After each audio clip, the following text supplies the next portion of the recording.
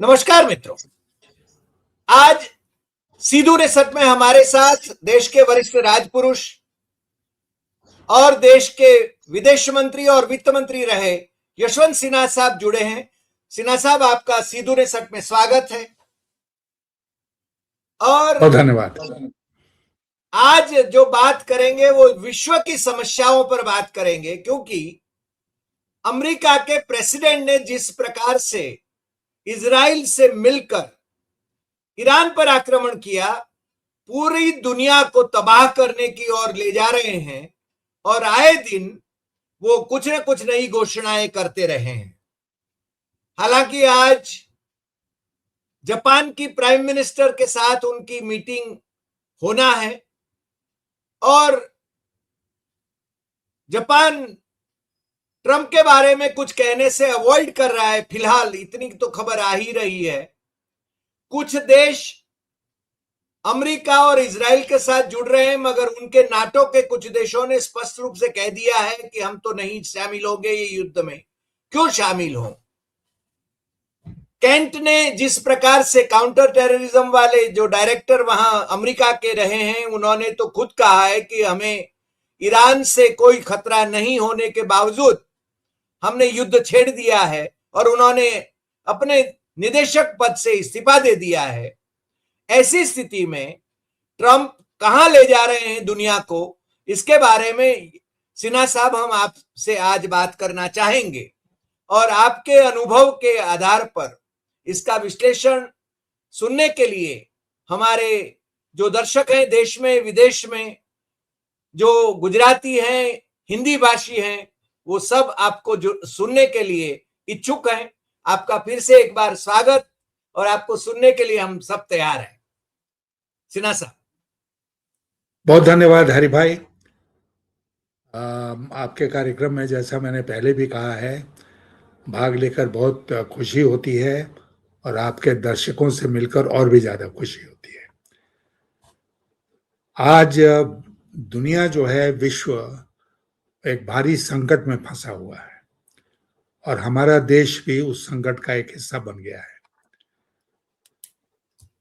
ये जो लड़ाई ट्रंप साहब ने और नेतन्याहू साहब ने मिलकर छेड़ी ईरान के खिलाफ, उस लड़ाई का कोई भी बुनियादी कारण नहीं था। इस बात को पहले हम समझें। ईरान के ऊपर आक्रमण हुआ, इतनी भयानक लड़ाई चल रही है, पूरे ईरान को तबाह किया जा रहा है, उनका जो भी इंफ्रास्ट्रक्चर है वो खत्म किया जा रहा है, तेल का सप्लाई करने का जो इंफ्रास्ट्रक्चर है उसको खत्म किया जा रहा है, हजारों लोग मारे जा रहे हैं और फिर भी ये दोनों देश मिलकर ईरान को और भी ज्यादा तबाह करने में लगे हुए हैं। 20 दिन हो गए इस युद्ध को, किसी ने कोई रोकने का प्रयास नहीं किया है और ट्रंप की और नेतन्याहू की जो मनमानी है उसका विश्व जो है, विश्व के देश हैं, वो मूक दर्शक बन के देख रहे हैं, जिसमें भारत भी दुर्भाग्य से शामिल है। यूरोप में अब कुछ देश हैं जो इसके खिलाफ हैं।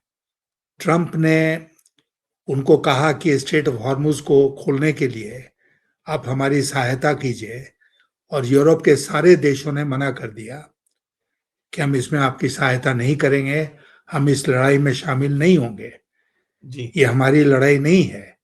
उन्होंने नेटो का हवाला दिया, नॉर्थ अटलांटिक ट्रीटी ऑर्गेनाइजेशन का, और यूरोप के देशों का जवाब था कि ये एक डिफेंसिव ऑर्गेनाइजेशन है, अगर हमारे ऊपर हमला होगा तब हम इकट्ठे एक दूसरे का साथ देंगे, लेकिन हमारे ऊपर तो कोई हमला हुआ नहीं है, इसलिए इस लड़ाई में हम क्यों आपके साथ जाएं। तो इजराइल और अमेरिका आज बिल्कुल अकेले हैं इस लड़ाई में। ये उनकी लड़ाई है, दुनिया का कोई देश उनका साथ देने को तैयार नहीं है। तो ये एक महत्वपूर्ण पहलू है।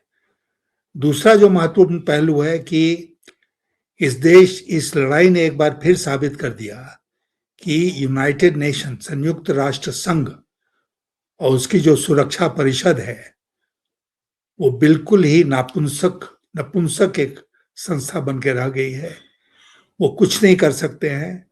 उनके जो सेक्रेटरी जनरल हैं उनका बयान आया, उन्होंने दुख प्रकट किया, लेकिन उसके अलावा और कुछ वो नहीं कर सकते हैं। तो वो संस्था भी नहीं काम कर रही है। तो विश्व में अब ऐसी कोई संस्था नहीं बची जो ट्रंप के ऊपर काबू करे या कहे कि भाई इस लड़ाई को बंद करो। और ट्रंप और इजराइल दोनों, चूंकि वो ज्यादा शक्तिशाली देश हैं, इसलिए ईरान को बर्बाद करने में लगे हुए हैं हर दृष्टिकोण से। तो ये एक पहलू है। बात क्या शुरू हुई थी? बात शुरू हुई थी रेजिम चेंज से, कि हम सत्ता पलटेंगे ईरान में। और उसी में उन्होंने, इजराइल ने न केवल आयतुल्ला खमानी को मारा, बल्कि उन्होंने एक एक करके ईरान का जो लीडरशिप है उसको मौत के घाट उतार रहे हैं। अब ये पहली बार दुनिया के इतिहास में हो रहा है। पहले राजा लड़ते थे, लड़ाई में मारे जाते थे, अब तो राजा नहीं है कोई। लेकिन ईरान जो है वो एक एक कर, ईरान नहीं, अब इजराइल एक एक करके ईरान के नेताओं को टारगेट कर रहा है और उनको खत्म कर रहा है। जी, आप सोचिए कि युद्ध हुआ है, भारत पाकिस्तान के बीच में हुआ है, द्वितीय महायुद्ध हुआ है, और भी कई जगह युद्ध हुए हैं, लेकिन कभी आपने सुना कि एक देश दूसरे देश के सर्वोच्च नेता और रूलर को टारगेट करके उसको मौत के घाट उतार रहा है? ये अंतर्राष्ट्रीय नियमों के सर्वथा विपरीत है। इसमें जिनीवा कन्वेंशन, इसमें वियना कन्वेंशन के जितने प्रावधान हैं लड़ाई के बारे में, उन सबका खुलेआम उल्लंघन हो रहा है। भारत खामोश है। ईरान में हमला हुआ, स्कूल के बच्चे मारे गए, 140 है पता नहीं कितने, हम खामोश रहे, हमने कुछ नहीं बोला। अभी पाकिस्तान और अफगानिस्तान का युद्ध चल रहा है, उसमें पाकिस्तान ने हमला करके एक रिफॉर्मेटरी था, वहां पर 400 लोगों को मार दिया जो कि लड़ाई में नहीं शामिल थे। तो भारत ने तुरंत उसको कंडेम किया कि ऐसा पाकिस्तान को नहीं करना चाहिए था। तो हमने अमेरिका को कोई नहीं कंडेम किया जब उसने स्कूल के बच्चों को मिसाइल से उड़ा दिया। भारत जो है उसकी विदेश नीति इस समय कैसे गाइड हो रही है, कौन गाइड कर रहा है, कहां से प्रभावित हो रहे हैं, ये पता नहीं है। लेकिन सबसे ज्यादा निराशा अगर कुछ है आज के दिन मेरे जैसे व्यक्ति को, तो वो भारत के रवैये को लेकर है। मैं आपसे जोर देकर इस बात को कहना चाहता हूं कि इसमें ब्रिक्स में सहमति नहीं बन सकती है, ऐसा भारत के विदेश मंत्री ने कहा। ब्रिक्स में ईरान भी शामिल है, तो जाहिर है कि ये सहमति शायद नहीं बनेगी। लेकिन एक और संस्था है जिसका नाम है इप्सा। वो जब मैं विदेश मंत्री था हरि भाई, उस समय इस संस्था का निर्माण हुआ था और मैंने बढ़ चढ़ के इसमें भाग लिया था, जिसमें इंडिया, ब्राजील और साउथ अफ्रीका है, इसलिए इसका नाम इप्सा रखा गया, तीन ही देश। और इसका मकसद जो था वो ये था कि दुनिया में अगर कहीं कॉन्फ्लिक्ट होता है तो उस कॉन्फ्लिक्ट को सॉल्व करने में ये तीनों देश जो कि न्यूट्रल देश हैं, ये एक अपनी भागीदारी निभा सकते हैं। मैं मोदी जी से पूछना चाहता हूं कि आज इप्सा का सहारा लेकर वो क्यों नहीं इस लड़ाई को रोकने का प्रयास कर रहे हैं? कोई भी भारत का प्रधानमंत्री होता आज के दिन, नंबर 1 खामोश नहीं रहता, और नंबर 2 वो इसमें युद्ध को रोकने का प्रयास करता। मगर अब तो न्यूट्रल रहे ही नहीं ना सर, न्यूट्रल रहे कहाँ हम तो? न्यूट्रल नहीं रहे, इसलिए हम खामोश हैं क्योंकि हम इजराइल और अमेरिका के साथ हैं और उनके खिलाफ हम एक शब्द नहीं बोल सकते।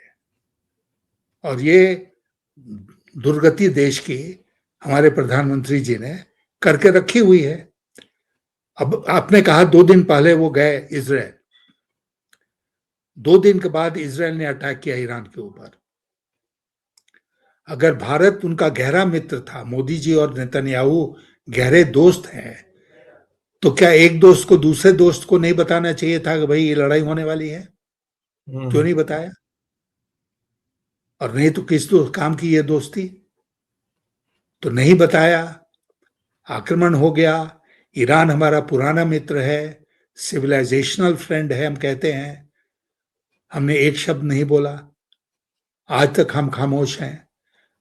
लेकिन कुछ लोग हैं इस देश में जो ये कह रहे हैं कि बहुत अच्छा है, सरकार बहुत अच्छी नीति पर चल रही है, बिल्कुल इस खामोशी रहना चाहिए इस मौके पर, स्ट्रेटेजिक साइलेंस है। मैं आपको एक उदाहरण देना चाहता हूं। सेकेंड गल्फ वॉर हुआ 2003 में, इराक के ऊपर अमेरिका का आक्रमण हुआ। उस आक्रमण में इराक हार गया और आप जानते हैं कि सद्दाम हुसैन का क्या हुआ। जी। भारत की पार्लियामेंट, हथियार तो मिले नहीं, कुछ नहीं मिले, लेकिन भारत की संसद ने, दोनों सदनों ने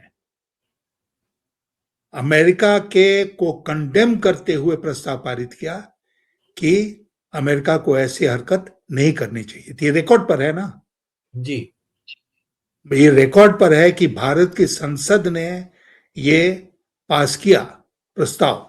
आज क्या भारत की संसद ये प्रस्ताव पास करेगी? कोई सवाल ही नहीं है, क्योंकि मोदी जी कहां खड़े हैं, देश को कहां ले जाके खड़ा कर दिया है, यही पता नहीं है। सर मोदी जी डर रहे हैं, किससे डर रहे हैं समझ में नहीं आ रहा है। ट्रंप से डर रहे हैं, नेतन्याहू से डर रहे हैं, मोसाद से डर रहे हैं, एप्स्टीन से डर रहे हैं, क्यों डर रहे हैं? एप्स्टीन से डर रहे हैं, अभी तो लेटेस्ट वही है। एप्स्टीन से डर रहे हैं जिसमें कि इस बात का जिक्र है कि मोदी इजराइल जाएंगे, वहां डांस करेंगे, नाचेंगे, गाएंगे तो अमेरिका खुश होगा। और उसके बाद मोदी जी इजराइल गए, लेकिन उनके खास मंत्री हैं जिनका बार बार जिक्र आता है एप्स्टीन फाइल्स में। और आगे जाके और आगे जाके क्या खुलेगा ये कहना मुश्किल है आज के दिन, लेकिन मोदी जी को पता होगा कि शायद क्या खुलेगा। दूसरी बात जो है, शायद मैंने आपको पहले भी कहा है, वो है पेगासस। पेगासस जो एक खुफिया यंत्र भारत ने इजराइल से खरीदा, उसका उपयोग या दुरुपयोग कैसे किया, किसकी खुफियागिरी कराई, ये मोदी जी को पता है, ये नेतन्याहू को पता है, इजराइल का जो प्रधानमंत्री है, और अमेरिका को पता है, क्योंकि इजराइल अमेरिका का दोस्त है, वो दोनों शेयर करते हैं सीक्रेट्स। तो इन 3 देशों को पता है, और उसमें भी हो सकता है कोई ऐसी खतरनाक बात हो कि वो खुल जाए तो मोदी जी कहीं के नहीं रहेंगे। तो मोदी जी डरे हुए हैं, ट्रंप उनको ऊपर चढ़ा हुआ है, अब नेतन्याहू भी उनको ऊपर चढ़ा हुआ है, और मोदी जी डरे बैठे हैं, और इसीलिए देश को इस मोड़ पर लाके खड़ा कर दिया है। मगर इसमें होगा क्या सर? मोदी जी डरे हुए हैं तो पूरे देश को तबाह करने पर तुले हुए हैं, ऐसा ही लग रहा है। इसमें बिल्कुल लग रहा है, बिल्कुल लग रहा है। देखिए, हम लोगों ने तो विदेश नीति की बात की, अब आप एक बात सोचिए कि देश का कितना बड़ा आर्थिक नुकसान हो रहा है इस युद्ध से।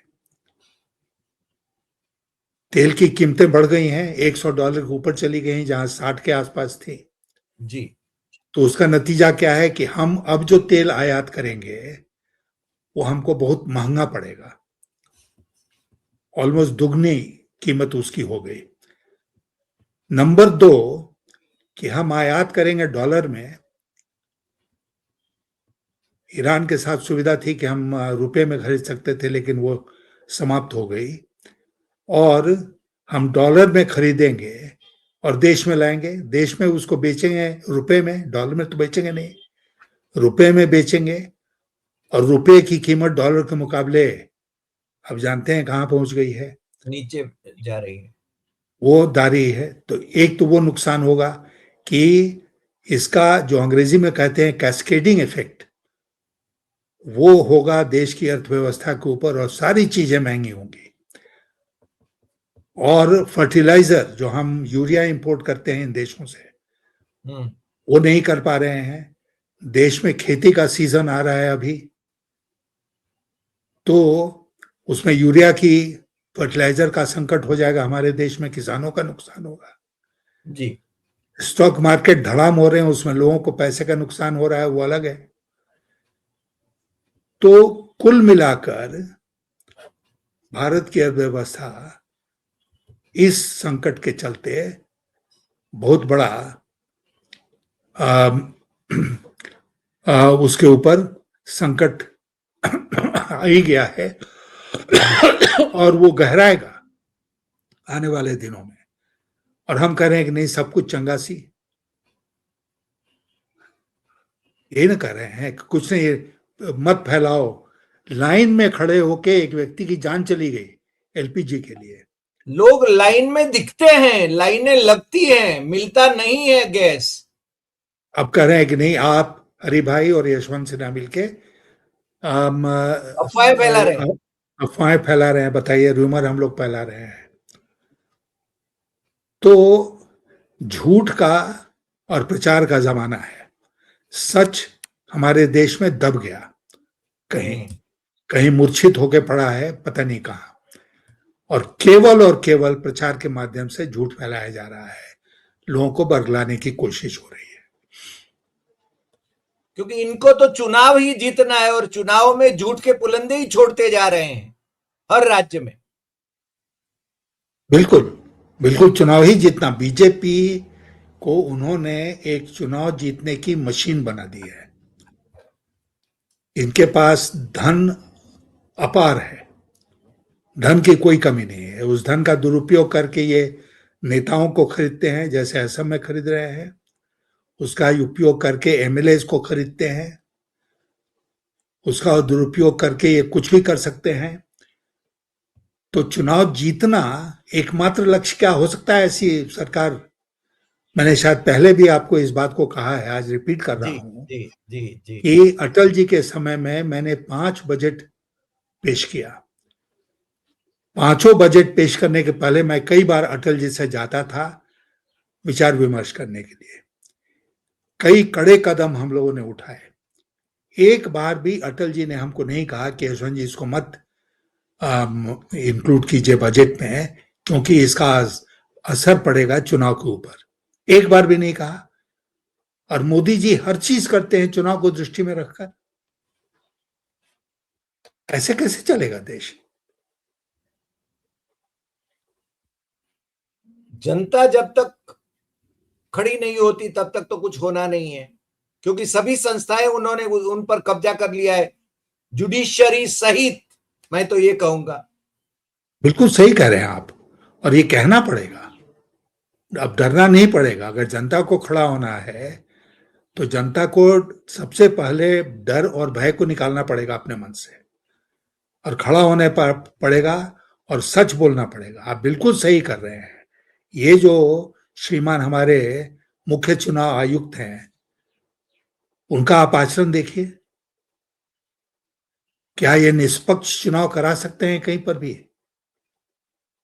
उनके मुताबिक तो भारत की आबादी घट रही है, क्योंकि लाखा वही एक व्यक्ति हैं जिनके मुताबिक भारत की आबादी घट रही है, क्योंकि लाखों लोग वोटर लिस्ट से बाहर हो रहे हैं, और वो एसआईआर कर रहे हैं हर प्रदेश में जहां पर चुनाव होना है, और चुन चुन कर ऐसे लोगों को बाहर किया जा रहा है जिनके बारे में उनको शक है कि ये लोग बीजेपी को वोट नहीं देंगे। तो जड़ से ही सफाया कर दो। पहले तो ऊपर से कोई 1-2 फूल तोड़ लेता था, पत्ती तोड़ लेता था।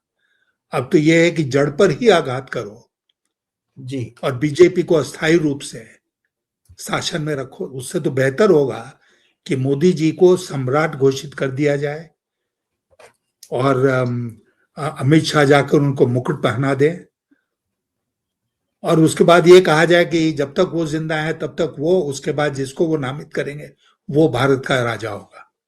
खत्म करो ये झंझट। ये प्रजातंत्र का जो झंझट है, और आपने कहा जुडिशरी और ये संस्थाएं खत्म हो गई हैं, तो खत्म करो। काहे के लिए प्रजातंत्र का हम लोग ढोल पीट रहे हैं, या इस देश में कोशिश हो रही है कि जिंदा रहे प्रजातंत्र। सही बात। अभी सही किसी बात। ने कहा पार्लियामेंट में या कहीं और, हम देख रहे थे कि मोदी जी ने गुजरात में यही किया, और केशु भाई पटेल के टाइम में जितने दिनों के लिए गुजरात असेंबली मिलती थी, मोदी जी के टाइम में वो आधा हो गई। नहीं, वो तो मानते ही नहीं ना, संसदीय प्रणाली में मानते ही नहीं है। वो कहां संसद में जाते कहां हैं? राज्यसभा में जा रहे हैं अभी तो, लोकसभा में जाते डर लगता है उनको, महिलाओं का डर लगता है, हमला हो जाएगा। जब इतने मुस्टंड मुस्टंड लोग उनके पास हैं जो कम से कम महिलाओं से तो उनकी रक्षा कर सकते हैं, जो उनके आसपास बैठते हैं लोकसभा में। सर, थोड़ा गल्फ वॉर की ओर लौटे तो क्या हम लोग थर्ड वर्ल्ड वॉर की ओर आगे बढ़ रहे हैं, आपको लगता है? देखिए, थर्ड वर्ल्ड वॉर उस समय तक नहीं होगा जब तक कि चाइना उसमें नहीं कूदेगा। चाइना कूदेगा तो थर्ड वर्ल्ड वॉर होगा, रूस में कूदेगा तो थर्ड वर्ल्ड वॉर होगा। लेकिन केवल अमेरिका और इजराइल वॉर में कूदे हैं और एक छोटे से और कमजोर देश ईरान को दबाने का प्रयास करें, जिसके पक्ष में कोई सामने नहीं आ रहा है, तो वर्ल्ड वॉर नहीं होगा। तो थर्ड वर्ल्ड वॉर अभी तत्काल होगा ऐसी संभावना हमको नहीं दिख रही है। जी, क्योंकि वहां के जो इस्लामिक देश हैं अभी, जिस प्रकार से, यानी सऊदी अरेबिया है और जो देश है गल्फ के जो देश हैं, उनको जिस प्रकार से ट्रंप साहब दबा रहे हैं, और क्यों उनके सैनिक अड्डे वहां पर है जिन पर ईरान हमला कर रहा है। ईरान ने खुलकर बोला है कि आप हमारे दुश्मन नहीं हैं, अमरीकी जो असेट्स हैं उन पर हम टारगेट कर रहे हैं।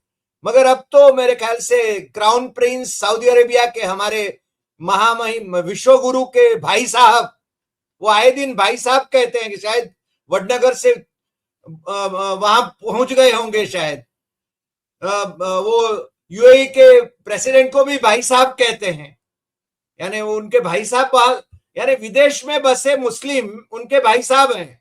देश के मुस्लिम के प्रति उनका द्रोह है। ये तो अजीब उनका कारनामा है। तो ये देश जो हैं उनको अमेरिका दबा रहा है, और जिस प्रकार से युद्ध को आगे बढ़ाने, क्योंकि अमेरिका को तो 2 दिन में खत्म करना था, 5 घंटे में खत्म करना था, वेनेजुएला करना था ईरान का, वो तो नहीं हो पाया। अब क्या होगा? देखिए, जो गल्फ कंट्रीज हैं और सऊदी अरेबिया है, वो तो अमेरिका के सहभागी रहे हैं शुरू से, और इसलिए सऊदी अरेबिया हो या गल्फ कंट्रीज हो, वहां पर अमेरिका के मिलिट्री बेसेस हैं। एक मुल्क जब दूसरे को इजाजत देता है कि तुम मिलिट्री बेस बनाओ, तो इसका मतलब कि उसका एकदम पार्टनर बन जाता है। तो ये स्थिति है गल्फ देशों की, और आपने बिल्कुल ठीक कहा कि गल्फ देशों के उन एसेट्स के ऊपर ईरान का हमला हो रहा है जो अमेरिका के मिलिट्री बेसेस हैं। तो गल्फ देश जो हैं वो कोई शिकायत नहीं कर सकते भाई तुम हमको क्यों तबाह कर रहे हो। और खास करके जब ईरान का जो जितने कच्चे तेल के इंस्टॉलेशंस हैं उसके ऊपर इजराइल और अमेरिका का हमला हो रहा है, तो ईरान रिटेलिएशन में क्यों नहीं हमला करेगा अमेरिका के उन बेसिस पर जहां से गैस और तेल वो सप्लाई कर लेते हैं। तो ये तो खुली जब जंग हो रही है, तो ये कहना कि तुमने ऐसे किया और ऐसे किया, इससे कोई मतलब नहीं है। क्योंकि सबसे बड़ी बात इसमें यह है कि इन्होंने 5 घंटे में, 6 घंटे में, एक दिन में सोचा था कि ईरान सरेंडर कर देगा, वहां रेजिम चेंज हो जाएगा। ऐसा कुछ नहीं हुआ। ईरान अभी भी पूरे दमखम के साथ लड़ रहा है और पूरा लड़ेगा। आपने जिक्र किया कि ईरान, इन्होंने अपने मरीन्स भेजे हैं वहां पर, जिसको बूट्स ऑन ग्राउंड कहते हैं, जो कि लड़ाई लड़ते हैं दूसरी सेना के सामने। लेकिन मुझे नहीं लगता है कि ट्रम्प साहब इतनी बड़ी बेवकूफ़ी करेंगे कि अपनी सेना को ईरान भेजेंगे लड़ाई लड़ने के लिए, क्योंकि उसमें उनको कोई सफलता नहीं मिलने वाली है और वो जंग हारेंगे, जैसे ऑलरेडी हार चुके हैं, तो उनको मुंह छिपाने की कोई जगह नहीं मिलेगी। और अमेरिका में, जैसा आपने कहा कि केंट का इस्तीफा हो गया है, तुलसी गबार्ड का बयान आ गया है, सब लोग ये कह रहे हैं कि ईरान कोई नया युद्ध नहीं छेड़ने वाला था, और ये कह के कि ईरान युद्ध छेड़ने वाला है, इजराइल और अमेरिका का ईरान के ऊपर हमला करना बिल्कुल अनावश्यक था और बड़ी भारी बेवकूफ़ी थी। लेकिन हमको ये लग रहा है कि ट्रम्प साहब नेतन्याहू के चक्कर में फंस गए हैं। इस लड़ाई में नेतन्याहू सबसे ज्यादा स्टेक्स उनके हैं, क्योंकि वो चाहते थे कि ईरान को हम डिस्ट्रॉय कर दें, उसकी ताकत को डिस्ट्रॉय कर दें, तो पूरे मिडिल ईस्ट में हम सबसे ताकतवर देश हो जाएंगे। और सबसे बड़ा नुकसान इसमें इजराइल को होने जा रहा है। अमेरिका तो दूर है, चला जाएगा, उसके बेसिस फिर भी रहेंगे, लेकिन नेतन्याहू और इजराइल को सबसे ज्यादा नुकसान होगा, क्योंकि उन्होंने एक ऐसे देश को छेड़ा है जो कि तुरंत और आसानी से हार मानने वाला नहीं है। नहीं, सही बात है। और नेतन्याहू को और ट्रंप को नुकसान ज्यादा होने वाला है, क्योंकि अमेरिका में वो मध्यस्थी चुनाव आ रहे हैं और नेतन्याहू को भी चुनाव का सामना करना है, और वहां पर उनका रेटिंग कम हो रहा है, ये भी देखने को मिल ही रहा है। हालांकि हमारे साहब उनके प्रचार के लिए ही गए होंगे, शायद 2 दिन पहले गए, तो जिस प्रकार से अगली बार ट्रम्प सरकार करके आए थे।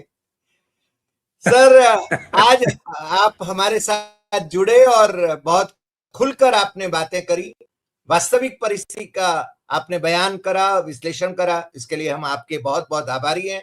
और फिर मिलेंगे नए एपिसोड में नए विषय के साथ। नमस्कार।